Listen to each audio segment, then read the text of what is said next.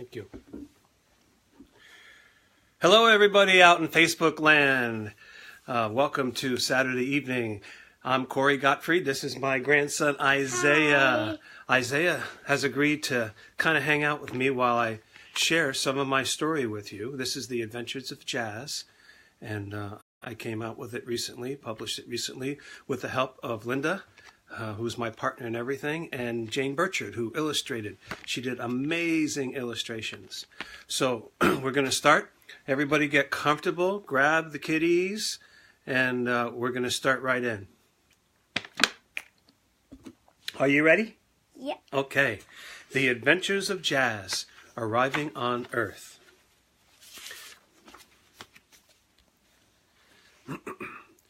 Jaz was looking out the window of his family's spaceship. He watched the stars twinkle in the distance and thought about the friends that he left behind. He's already missed them. Jaz and his family were moving to a planet called Earth. It looks friendly enough, he said, and he thought as he came into view, and here's a picture of Jaz looking out the spaceship window at Earth. And this is our planet, This Earth. is our planet Earth, that's right. It had been a long trip, and he was a bit tired. Jaz's mother and sister were fast asleep, while his father piloted the ship. His father is a very important person from the world Camelon. He is an ambassador, and he talks with people from different planets to make sure things are fair for everyone. That's why they're moving to Earth for a while. The central meeting location for all the ambassadors is on Earth, and they have some very serious things to discuss. It will take a while. Jaz's father is well respected and known throughout the galaxy. A voice came from the ship's radio. "Ambassador Zatukwa, you may now begin landing procedures." The closer they got to Earth, the more beautiful Jaz thought it became. As they approached the landing area, there were these things standing up that Jaz's mother called trees. Kiana, Jaz's sister, woke up and pointed out something called a lake. She said it's filled with water. "What's water?" Jaz asked. "You'll find out when we land," explained Mother, now also awake.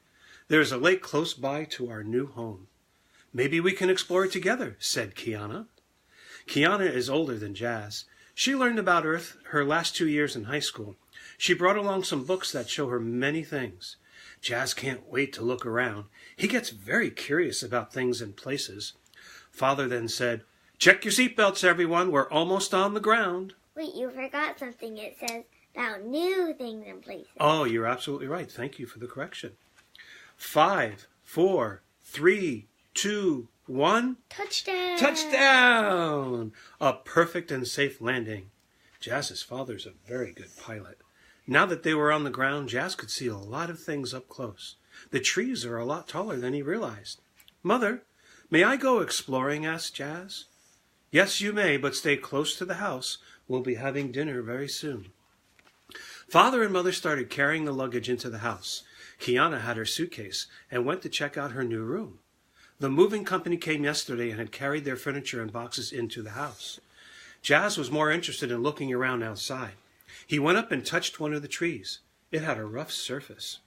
There were these green things hanging all over it. It was a very curious thing and very tall. He looked higher and higher and higher, trying to see the top of it. He didn't hear anyone come up behind him. "Hello," said Seth. Jaz nearly jumped out of his shoes. "Sorry, I didn't mean to scare you." "Oh, I wasn't scared," said Jaz. "I just didn't hear you coming." "My name is Seth. I live next door in the yellow house." "Hi, my name is Jazlinko, but everyone calls me Jaz." "Do you know what these green things are on this tree?" "Sure," said Seth. "They're called leaves. Haven't you seen a tree before?" "No," said Jaz. "We have many things where I come from, but no trees." "Would you like to play together?" asked Seth. "Okay," said Jaz, "but I must stay close to the house." Seth explained to Jaz that he had to go tell his mother that he had met Jaz and would be in his backyard. Jaz said he would wait for Seth right there. While Seth was running home, Jaz became curious about the trees again. He went up to one and started touching it. And here's a picture of Jaz touching the tree. And there's another one on the other side. That's correct. So he he's was trying to make it look like me. That's right. I'm going to explain that in a second. He could feel certain things about the tree. A few minutes later, Seth came back. Jaz! Jaz! Where are you? I'm right here, said Jaz. Where? Said Seth. I don't see you. Right behind you, Seth. Seth nearly jumped out of his shoes this time. The voice came from the tree. Are you inside the tree, Jaz? Asked Seth. No, I am the tree, explained Jaz, and it's amazing. And here's a picture of Jaz as the tree. Can you see that? There. That's Jaz as a tree. By the way, if you look at Seth really close, let me see if I get it close enough. Look at Seth. I asked Jane to do me a favor and draw Seth in the characteristics of my grandson, Isaiah, right here. So if you look at Isaiah and look at Seth, that's Isaiah in about 7 years, what Jane Burchard, who illustrated this, thought Isaiah might look like in 7 years. So it's pretty cool. We have Isaiah in the story. Anyway, back to the story. I am the tree, explained Jaz, and it's amazing. What a strange life form these trees are. I'm so tall I could see over my house, yet I'm stuck in the ground. My skin feels so rough, and I have many arms with leaves on them. I feel so strong, but the wind is able to move me back and forth. Seth, can you see that furry animal running up my side? Yeah, it's a squirrel. Giggled Jaz. What's so funny? Asked Seth. The squirrel is tickling me. Right before Seth's eyes, Jaz changed from a tree back into his normal self. How did you do that? Asked Seth. Everyone from my planet can change into whatever they want. We just have to think about it in our minds. Wow, said Seth. Where do you come from? Jaz explained that he and his family just moved to Earth from a planet called Camelon. My father is Ambassador Zatukwa, said Jaz. I don't really know what he does for work, but he's a very important person who talks to many other kinds of people from many other planets. Seth was still amazed that Jaz could change into a tree. Can you change into anything? He asked. I think so, said Jaz. All I have to do is think of it and I change. So like a dragon? Yeah, maybe a dragon. That's great, said Seth. Can you change into a tiger? Sure, said Jaz, but what's a tiger? It's an animal I saw in the zoo. I have a book with a picture of it. Let's go in. Just then, Jaz's mother called out to him. Jaz, it's time to eat. Jaz yelled to his mother that he was coming. Would you like to play with me after dinner? Asked Seth. Yes, said Jaz. Let's go check out the lake. Great. I'll get permission from my mother and meet you right here. Okay, said Jaz. Meet you right here. 10:30 p.m. Yeah. Jaz went into his new home. Boxes were all over the place. His mother and father were moving furniture around. Go on up to your room and check it out, said Dad. It's the second one on the right. Jaz ran up the stairs. The first room on the right was Kiana's. She was unpacking her clothes and putting them away into her dresser drawers. She looked up as Jaz walked in. Your room is the next one down, she said. Jaz went into the next room. There were boxes in there with his name on them waiting to be unpacked. He went over to the window. It looked out into the backyard. He could see many trees, and off to the left, Jaz could see the lake Mother and Kiana spoke of. Kiana walked into the room. Mother said dinner will be ready soon and to wash up. Okay, said Jaz. Still looking out the window at the lake, she came over to look also. Ooh, said Kiana, the lake is so pretty from here. And here's an illustration of the two of them looking out the window. Down at the lake. This one right here is Jaz. Yep. That's her sister. That's Kiana. That's right. But the first time I looked at it, I thought it was her mother. No, that's Kiana. Jaz said he was going to ask Mother if he can explore it after dinner. He went into the bathroom and washed his hands. Dinner is ready, yelled Mother. Coming! They ran down the stairs and raced to the dining room. Slow down, children, warned Father. There are too many things to trip and fall over. Yes, Father, said Kiana and Jaz, one after the other. Please take your seats, said Mother, as she lit a candle. This is a special dinner, said Father. It is the first in our new home. There will be great adventures at work and at school. However, here at home, we come to relax, have fun, and be a family. May our new life here be filled with love, happiness, and joy. Get a tissue. Okay, go get a tissue. I'll keep reading. Now, let us enjoy this great meal Mother had prepared for us. This is good, said Kiana. Thank you, Mother. Yes, thank you, Mother, said Jaz. He began to think about the lake again. Mother, can me and my new friend Seth go down and check out the lake after dinner? That's my new friend and I, corrected Mother, and yes, it's all right. You may have 1 hour and then right home. Great idea, said Father. I understand it is a popular fishing spot for the people around here. Maybe we could try it soon. When the house is in order, said Mother, smiling at Father. Of course, my dear, chuckled Father, after the house is in order. What's fishing? Asked Jaz. Father explained that there are animals called fish that live in the water. 6 people. Yeah. People may catch them and then prepare it to eat as a meal.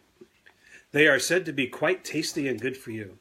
When the house is in order, he said as he winked at Mother, we'll give it a try and create a great feast for your mother and Kiana. Mother smiled. Jaz began to wonder about something. He used a small hologram projector to show how he became a tree earlier in the day. And here's a picture of him using a hologram projector showing his family. See, so that green thing right there, that was him. Is the tree. Yeah, and point to Ambassador Zatukwa. That's his father. I will come around. Yeah, come around. Yeah. He is right here. He's right there, and then there's a mother, Jaz, and his sister. And his sister Kiana. Very good. All right, come back over on this side. Okay. Very good. All right, you're a good pointer. Father, why is it that my new friend Seth cannot change into things like we can? Father explained that people from different planets have different ways about them. On the world Planium 3, people can fly without the need of a rocket booster.